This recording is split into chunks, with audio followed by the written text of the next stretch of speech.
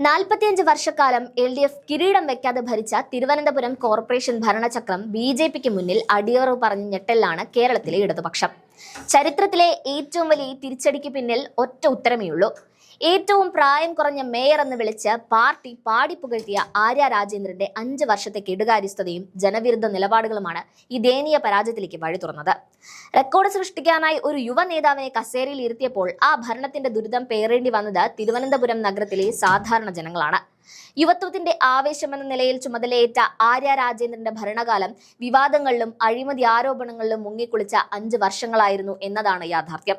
വീട്ടുകരം തട്ടിപ്പ്, പട്ടികജാതി ഫണ്ട് തട്ടിപ്പ്, കിച്ചൺ ബിൻ അഴിമതി, പിൻവാതിൽ നിയമന വിവാദം, പൊങ്കാല ഫണ്ട് തട്ടിപ്പ്, മൊബൈൽ മോർച്ചറി അഴിമതി, ലാപ്ടോപ്പ് തട്ടിപ്പ്, വാഹന വാടക തട്ടിപ്പ്, LED ലൈറ്റ് അഴിമതി എന്നിങ്ങനെ അഴിമതിയുടെ നീണ്ട നിര തന്നെയാണ് ഈ ഭരണകൂടം കാഴ്ചവെച്ചത്.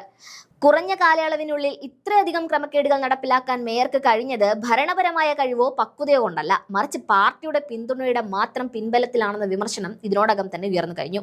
ഒരു നഗരസഭയുടെ പ്രാഥമിക ആവശ്യങ്ങൾ പോലും നിറവേറ്റാതെ വിവാദങ്ങളിൽ മാത്രം ശ്രദ്ധ കേന്ദ്രീകരിച്ച ഈ ഭരണത്തിനെതിരെ ജനങ്ങൾ ശക്തമായ വിധിയെഴുതി. പ്രശ്ന പരിഹാരകയാകേണ്ട മേയർ അഹങ്കാരത്തിന്റെ പര്യായമായി മാറി എന്നതാണ് ജനങ്ങളെ കൂടുതൽ ചൊടിപ്പിച്ചത്.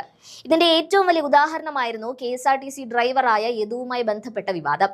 ഒരു ബസ് ഡ്രൈവറെ വഴിയിൽ തടഞ്ഞിട്ട് പാതിരാത്രിയിൽ യാത്രക്കാരെ ഇറക്കിവിട്ട് അധികാരം ഉപയോഗിച്ച് ആ ചെറുപ്പക്കാരന്റെ ജീവിതം തന്നെ ഇല്ലാതാക്കാൻ ശ്രമിച്ച സംഭവം കേരളം കണ്ടതാണ്. ഒരു നഗരത്തിന്റെ അമ്മ എന്ന് വിളിക്കപ്പെടുന്ന മേയറിൽ നിന്നും ഒരു സാധാരണ പൗരന് നേരിടേണ്ടി വന്ന ഈ ക്രൂരത അന്നത്തെ ഭരണകൂടത്തിന്റെ ധാർഷ്ട്യത്തിന്റെ നേർചിത്രമായിരുന്നു. ഇതുകൂടാതെ ഒരു ഹോട്ടലിൽ ബില്ലിനെ ചൊല്ലിയുണ്ടായ തർക്കത്തെ തുടർന്ന് മേയർ തന്റെ സ്വാധീനം ഉപയോഗിച്ച് അവിടെ റെയ്ഡ് നടത്തിച്ചെന്ന ആരോപണവും ഈ ഭരണത്തിന്റെ ധിക്കാരം വിളിച്ചോതുന്നതായിരുന്നു. ഈ 5 വർഷത്തെ ഭരണത്തിന്റെ കെടുകാര്യസ്ഥതയും ജനവിരുദ്ധതയും തിരിച്ചറിഞ്ഞതുകൊണ്ടാണ് പാർട്ടിക്ക് പോലും ഈ തെരഞ്ഞെടുപ്പിൽ മേയറെ തഴയേണ്ടി വന്നത്.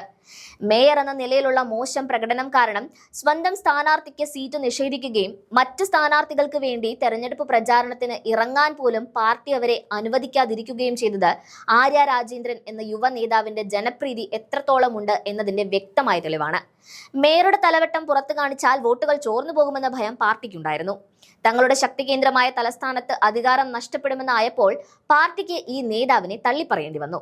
ഇത്ര കനത്ത തിരിച്ചടി മുഖത്ത് കിട്ടിയിട്ടും തോൽവി അംഗീകരിക്കാനോ ആത്മപരിശോധന നടത്താനോ മേയർ തയ്യാറല്ല എന്നതാണ് ഏറ്റവും ഒടുവിലത്തെ വാർത്ത.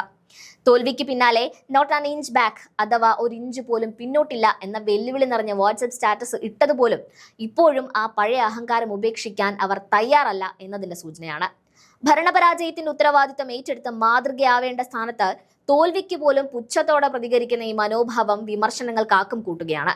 പാർട്ടിയിൽ തനിക്കുള്ള അപ്രമാദിത്വം ചോദ്യം ചെയ്യപ്പെട്ടതോടെ തനിക്ക് വേണ്ടപ്പെട്ടവർക്ക് വേണ്ടി പിൻവാതിൽ നിയമനങ്ങളും മറ്റ് അഴിമതികളും ചെയ്ത കാര്യങ്ങൾ ജനങ്ങൾ ഒരിക്കലും മറക്കില്ല. ഭരണം നഷ്ടപ്പെട്ടതോടെ തങ്ങളുടെ അഹങ്കാരവും മനുഷ്യത്വമില്ലായ്മയും ചൂണ്ടിക്കാട്ടി സ്വന്തം പാർട്ടി അനുഭാവികൾ പോലും മേയർക്കെതിരെ രംഗത്തെത്തിയ കാഴ്ചയും കേരളം കണ്ടതാണ്. യുവ നേതാക്കളെ വാഴിക്കുമ്പോൾ അവരുടെ യോഗ്യതയും കഴിവും രാഷ്ട്രീയം മറികടന്ന് സാധാരണ ജനങ്ങൾക്ക് വേണ്ടിയുള്ളതാണോ എന്ന് പാർട്ടി ഇനിയെങ്കിലും പരിശോധിക്കേണ്ടിയിരിക്കുന്നു. 45 വർഷത്തെ കോട്ട തകർന്നതിന്റെ ഉത്തരവാദിത്തം കേരളത്തിലെ ഇടതുപക്ഷം ഏറ്റെടുക്കേണ്ടി വരും. യുവത്വത്തെ കഴിവിന്റെ അടിസ്ഥാനത്തിലല്ലാതെ വെറും പ്രായത്തിന്റെ മാത്രം പേരിൽ പദവികളിൽ വാഴിക്കുമ്പോൾ ഉണ്ടാകുന്ന തിരിച്ചടിക്ക് വലിയ വില നൽകേണ്ടി വരുമെന്ന് ഈ തദ്ദേശ തെരഞ്ഞെടുപ്പ് ഫലം അടിവരയിടുന്നു.